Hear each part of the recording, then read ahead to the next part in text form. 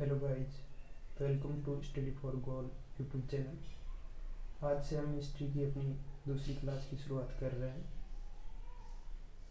पहली क्लास में हमने हिस्ट्री के बारे में कुछ बेसिक बातें की थी, जिसमें हमने डेट का हिस्ट्री में कैसे निर्धारण कैसे होता है, उनका आधार क्या होता है, उसके बारे में बात की। उसके बाद हिस्ट्री वर्ड की उत्पत्ति कैसे हुई, उसमें किन किन लोगों का सहयोग था, उसके बारे में बात की।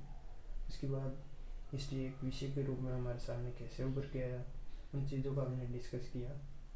आज से हम अपनी अगली क्लास की शुरुआत करते हैं, जिसमें हम हिस्ट्री के बारे में कुछ और बेसिक चीज़ों का बात करेंगे। उसके बाद में हम मॉडर्न इंडियन हिस्ट्री की शुरुआत करेंगे, जिसमें अपना पहला टॉपिक होगा यूरोपीय कंपनियों का भारत में आगमन। वहाँ से हम अपनी मॉडर्न हिस्ट्री की शुरुआत करते हैं। तो चलो गाइज, बिना टाइम वेस्ट किए हम अपनी क्लास की शुरुआत करते हैं।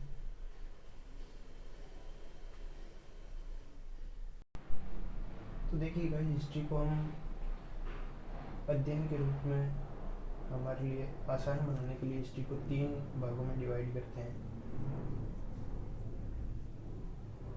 इन 3 भागों में हम इस प्रकार डिवाइड करते हैं।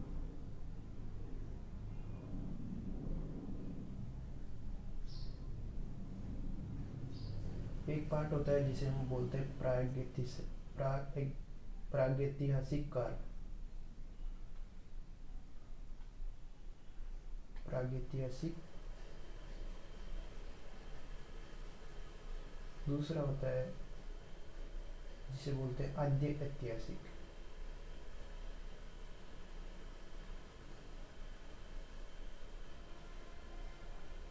और तीसरा होता है, उसे बोलते हैं ऐतिहासिक।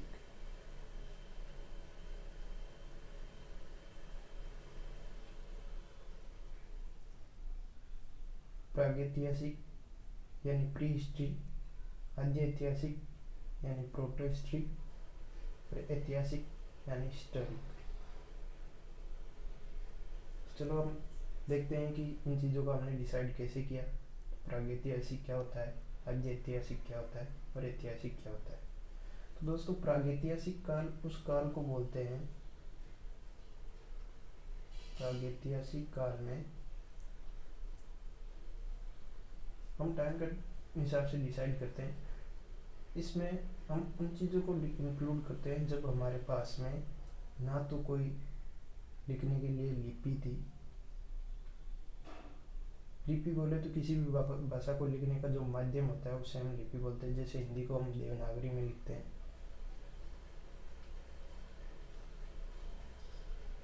हिंदी को लिखने का माध्यम अपना देवनागरी होता है। तो जैसे हम हिंदी को देवनागरी में लिखते हैं, वैसे भी किसी चीज़ को लिखने के लिए जो मीडियम होता है उसे ही हम लिपि बोलते हैं। तो प्रागैतिहासिक काल में हमारे पास कोई भी लिपि नहीं थी। चूंकि हमारे पास लिपि नहीं थी, तो लिपि नहीं थी तो लेखन भी नहीं होगा। जब लिपि नहीं होगी तो लेखन भी नहीं होगा, और जब लेखन नहीं होगा तो हमें इस टाइम के बारे में, इस टाइम की घटनाओं के बारे में, और इस टाइम की जो भी चीज़ें थी, क्या थी, लोग कैसे थे, कैसे हो रहते थे, उन सब चीज़ों के बारे में, उनकी संस्कृति कितनी, संस्कृति क्या थी, जो भी सारी चीज़ें उनके बारे में हम पता नहीं लगा पाएंगे। उनके बारे में हमारे पास पता लगाने के लिए बहुत ही लिमिटेड सोर्स रहते हैं। इसके बाद आता है आद्य ऐतिहासिक काल। इससे पहले एक चीज़ और छूट रही है अपनी। जैसे प्रागैतिहासिक काल का हम देखें कि हम कौन से काल को कहते हैं। एग्जाम्पल के तौर पे जो हमारा पाषाण काल है, जो हमारा पाषाण काल है उसे हम प्रागैतिहासिक काल में मानते हैं। इसके बाद अपना अगला आता है आद्य ऐतिहासिक काल। तो आद्य ऐतिहासिक काल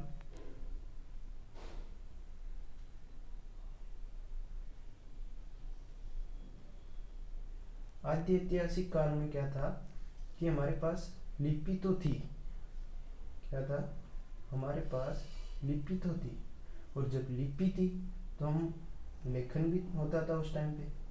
जब लिपि होगी तो ऑब्वियस सी बात है कि लेखन भी होगा, और वो लेखन हमारे पास है भी। अभी हमारे पास उस लेखन की कुछ चीज़ें है भी, लेकिन क्या दिक्कत है कि इस लिपि को हम समझ नहीं पाए, हम पढ़ नहीं पाए अभी तक इस लिपि को। क्यों हम पढ़ नहीं पाए? क्योंकि इस लिपि में जो चीज़ें लिखी गई है, जिन मतलब वर्डों का या जिन चित्रों का यूज किया गया है इस लिपि में, उसका हमें नहीं पता कि किस चीज़ के लिए कौन सा वर्ड यूज में किया गया है, किस चीज़ का क्या उच्चारण होता है। तो कुल मिला के हमें इस लिपि का ज्ञान नहीं है। तो जब लिपि का ज्ञान नहीं होगा तो ये लेखन हमारे लिए कुछ भी काम का नहीं होगा। यानी कि हम इस चीज़ से, इस लेखन से कुछ भी प्राप्त नहीं कर सकते। बस हम उसको देख के खुश हो सकते हैं कि हाँ हमारे पास है, लेकिन उससे हम कोई भी जानकारी नहीं प्राप्त कर सकते।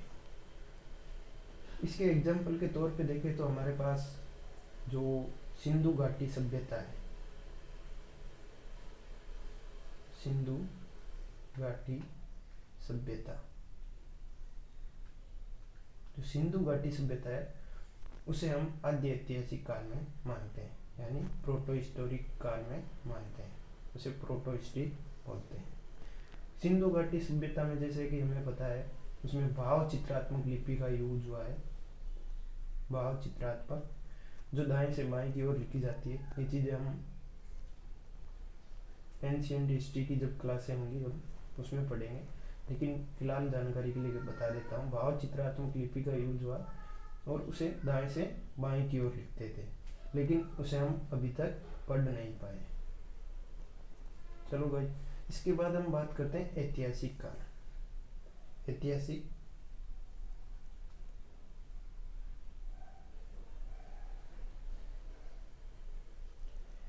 ऐतिहासिक काल वो है जब हमारे पास लिपि भी थी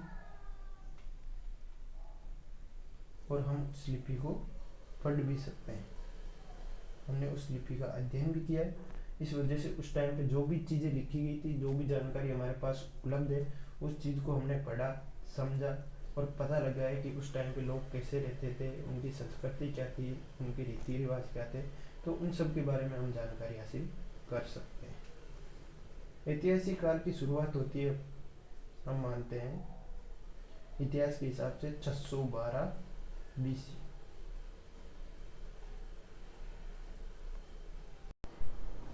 सॉरी गाइज, ये 612 नहीं है, 600 BC।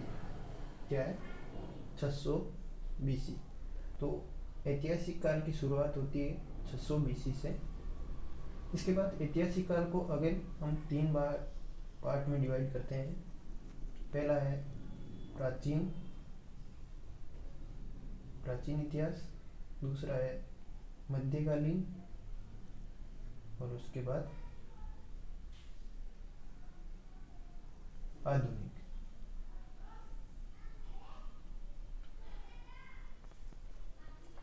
प्राचीन इतिहास, मध्यकालीन इतिहास और आधुनिक इतिहास। प्राचीन इतिहास का काल है 600 BC से 712 AD तक का। 600 BC से 712 AD का जो टाइम पीरियड है उसे हम प्राचीन इतिहास के बारे में अध्ययन करते हैं।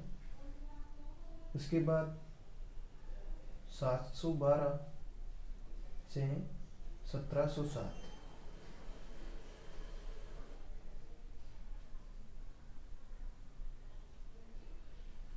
712 से 1707 AD का जो टाइम पीरियड है उसे हम काउंट करते हैं मध्यकालीन इतिहास में। मध्यकालीन इतिहास के बाद आता है आधुनिक इतिहास, जिसमें हम 1707 से लेके 1947 तक की घटनाओं का अध्ययन करें। क्या करते हैं? 1947 तक की घटनाओं का अध्ययन आधुनिक इतिहास में करते हैं। चलो गाइज, ये चीज़ें हम अपने समझ में आ गई। अब हम आगे बढ़ते हैं और अध्ययन करते हैं कि भारत में यूरोपियों का आगमन कैसे हुआ। तो अब से हमारी मॉडर्न हिस्ट्री की सही शुरुआत होती है। अभी तक हम कुछ बेसिक चीज़ों के बारे में बातें कर रहे थे।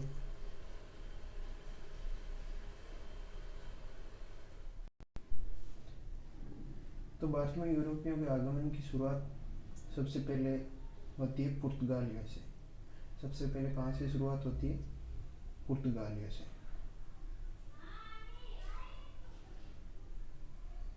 अभी हम एक ओवरऑल देखते हैं कि कौन कब आया और कौन कौन सी विदेशी कंपनियां हमारे यहाँ पे आई। उसके बाद में हम इनका डिटेल में अध्ययन करेंगे। तो सबसे पहले हमारे इंडिया में पुर्तगाली आए। पुर्तगाली इंडिया में 1498 में। पुर्तगालियों के बाद में डच भारत में आए। पुर्तगालियों के बाद में डच भारत में आए और डचों के आगमन का टाइम था 1605। कब आए? 1605 में। डचों के बाद इंडिया में अंग्रेज आए।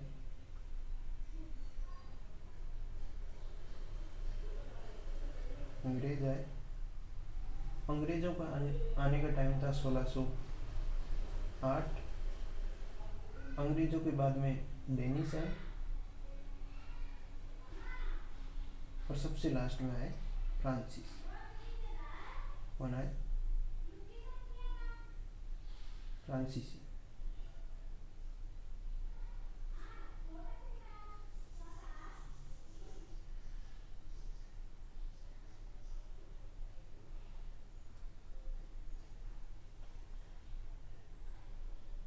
डेनिस भारत में 1616 में आए और फ्रांसीसी भारत में 1664 में।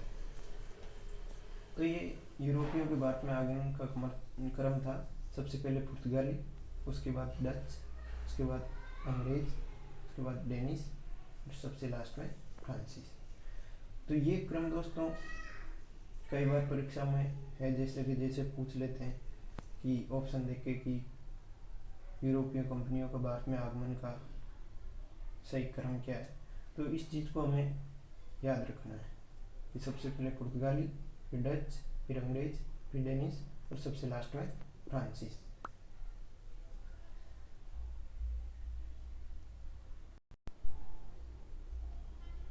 ओके दोस्तों, यहाँ पे एक छोटी सी मिस्टेक हो गई है। यहाँ पे डेनिस के आने का टाइम 1616 नहीं, ये 1620 है। 1616 में डेनिस कंपनी की स्थापना हुई थी। उसके बाद ये जब भारत पहुंचे तो उस टाइम पे 1620 का टाइम था। अब दोस्तों एक चीज़ कंफ्यूज करने वाली आती है एग्जाम में। कई बार एग्जामिनर कंफ्यूज करने के लिए एक चीज़ दे देते हैं कि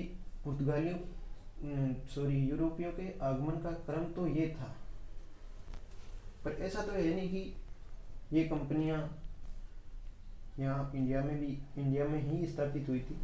ये कंपनियां यूरोप में स्थापित हुई थी और उसके बाद इंडिया में आई थी।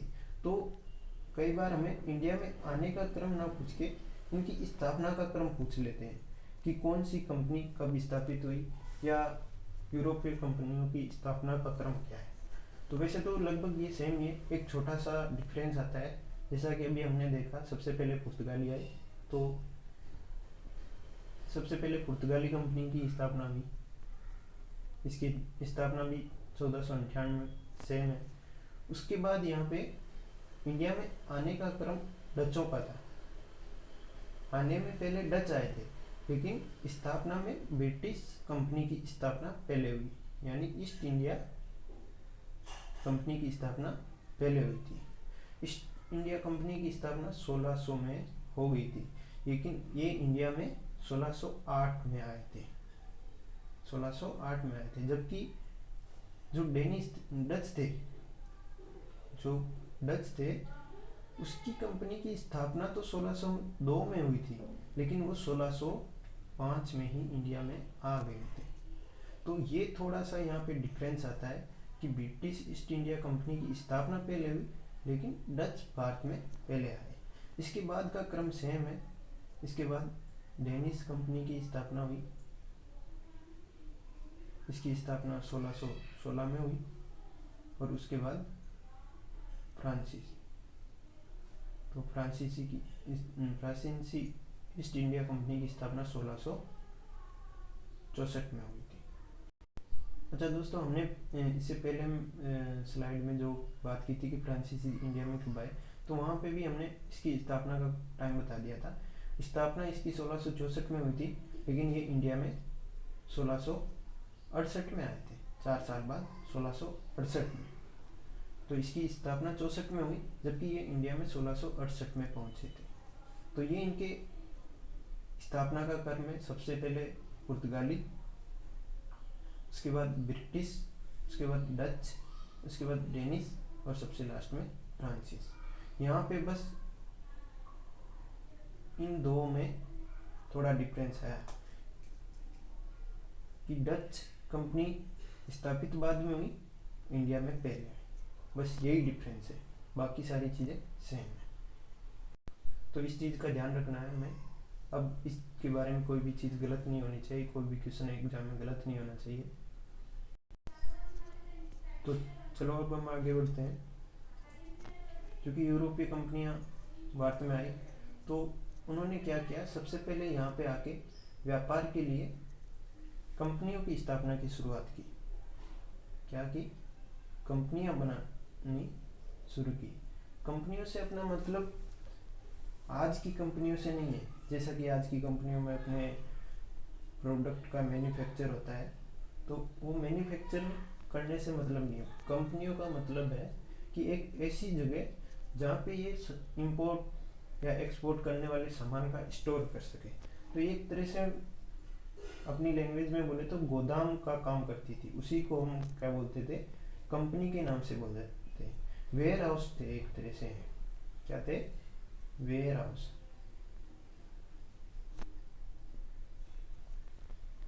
तो अब हम बात करते हैं कि कौन सी यूरोपियों ने कहाँ पे अपनी कंपनी की स्थापना की।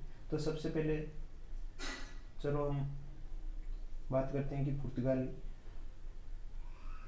तो पुर्तगाली जब आए तो इन्होंने अपनी कंपनी की स्थापना की थी केरल वाले इलाके में। कहाँ पे की थी? केरल वाले इलाके में। केरल में भी कहाँ पे की थी? कोच्चिन में। कोच्चिन में इन्होंने अपनी फर्स्ट फैक्ट्री खोली थी। उसके बाद डच आए, तो डचों ने मसूलीपट्टनम में,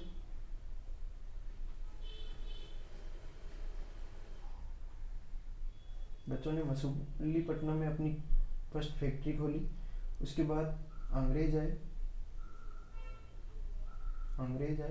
तो अंग्रेजों ने भी अपनी फर्स्ट फैक्ट्री मसूलीपट्टनम में खोली। लेकिन कई बार क्या है कि एग्जाम में कंफ्यूज करने के लिए हमें एक एग्जामिनर घुमा देता है। मसूलीपट्टनम में इन्होंने जो फैक्ट्री खोली थी वो इनकी स्थायी फैक्ट्री नहीं थी। तो इन्होंने फर्स्ट फैक्ट्री तो मसूलीपट्टनम में खोली थी, लेकिन स्थायी फैक्ट्री जो खोली थी वो इन्होंने सूरत में खोली थी। फर्स्ट परमानेंट फैक्ट्री इन्होंने सूरत में खोली थी। तो एग्जाम देते टाइम हमें इस चीज़ का ध्यान रखना है कि फर्स्ट फैक्ट्री के बारे में पूछा है या फर्स्ट स्थायी फैक्ट्री के बारे में पूछा है। तो इस चीज़ को ध्यान में रखते हुए हमें इसका आंसर देना है। अंग्रेजों के बाद में डेनिश आए। डेनिश ने अपनी कंपनी तमिलनाडु वाले इलाके में खोली थी। तमिलनाडु में एक जगह है ट्रैंकोबर,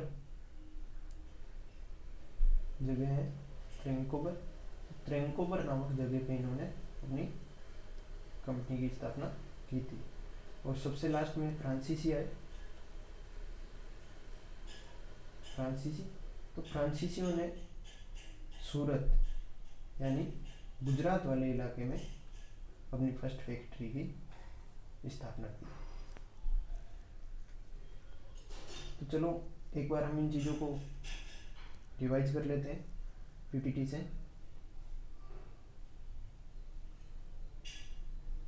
तो ये रहा अपने पीपीटी।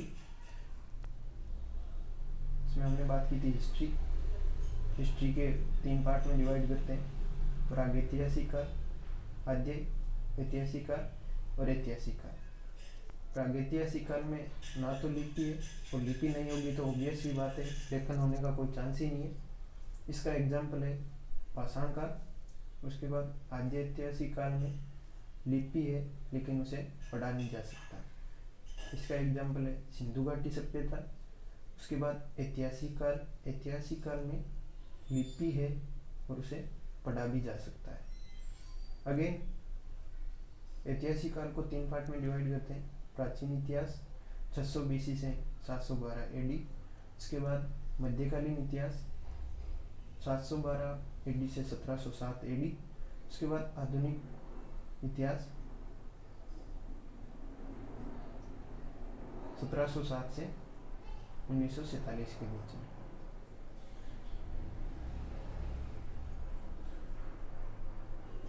इसके बाद में यूरोपीय कंपनियों का भारत में आगमन, पुर्तगाली 1498 में आए, डच 1605 में, अंग्रेज 1608 में, डेनिश 1620, फ्रांसीसी 1668 में। और इनकी स्थापना का क्रम था, उसमें अंग्रेज कंपनी जो थी ब्रिटिश ईस्ट इंडिया कंपनी, उसकी स्थापना पहले हुई, जबकि डच ईस्ट इंडिया कंपनी की स्थापना बाद में हुई। अंग्रेज ईस्ट इंडिया कंपनी की स्थापना 1600 में, डच 1602, डेनिश 1616 और फ्रांसीसी 1664। इसके बाद में उनके फर्स्ट फैक्ट्री कहाँ पे थी, तो पुर्तगाली, ये कोचिन वाला इलाका है अपना, केरल वाला, उसमें यहाँ पे कोचिन नामक जगह पे इन्होंने अपनी फर्स्ट फैक्ट्री खोली थी, फर्स्ट वेयर हाउस खोला था। उसके बाद अंग्रेज़ों ने मसूलीपट्टनम आंध्र प्रदेश, डचों ने भी मसूलीपट्टनम आंध्र प्रदेश। लेकिन अंग्रेज़ों को याद रखना है दोस्तों, इन्होंने अपनी परमानेंट फैक्ट्री यहाँ पे नहीं खोली थी, ये फैक्ट्री अस्थायी थी। परमानेंट फैक्ट्री इन्होंने यहाँ गुजरात वाले इलाके में खोली थी। इसके बाद डेनिश ने त्रावणकोर तमिलनाडु, उसके बाद फ्रांसीसी गुजरात सूरत में। तो दोस्तों ये थी आज की अपनी क्लास। आज हम अपनी क्लास को यहीं ख़त्म करते हैं। नेक्स्ट क्लास में हम इससे आगे की बातें करेंगे, जिसमें हम बहुत ही अच्छी तरीके से स्टेप बाय स्टेप बेसिक से एडवांस लेवल तक हिस्ट्री का अध्ययन करेंगे। अपनी क्लास रेगुलर बेसिस पे ऐसे ही चलती रहेगी। आपको अगर हमारी क्लास पसंद आई है तो कृपया इस चैनल को सब्सक्राइब करें, क्लासों को शेयर करें और लाइक करें। Thank you.